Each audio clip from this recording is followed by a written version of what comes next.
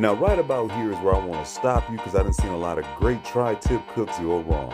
You start off with a beautiful looking tri-tip, but the number one thing is what's coming up next. If you want to get a nice, tender, juicy bite, we got to cut this thing right. Come on, I'm going to show you. Okay, so here is this tri-tip roast, and like we talked about in the beginning, you can see where some of those striations are still visible. They're going this way here towards the point. They keep going this way, and then it kind of fans outward as we get to this other chunk. It goes that way. Now remember, for our nice and juicy cuts, we want to cut against the grain, which means I would be cutting this way. I wouldn't want to cut that way, right? That's going along the same way that these grains are running.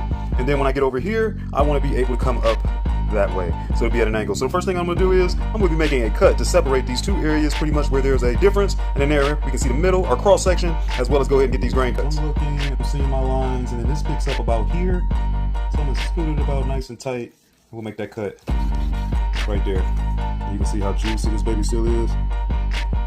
Oh man. Okay, I'm going to set this one to the side, and I'm going to start to work right down here on my little homie. Obviously, you know, your ends are going to be a little closer to medium, wellish, whatever have you, versus obviously you see the center is probably more towards a nice medium. Let me sit that one down. Hold on, let me pull out just a little one. And I'm not telling you that this is better than ribeye, but what I am going to say is this show is worth it. Look at that. You see how that's just naturally just pulling like that? Now for this other piece, you can see the strains going that way.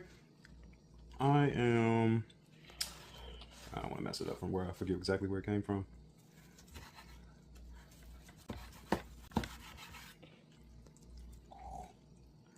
Oh man, look at that.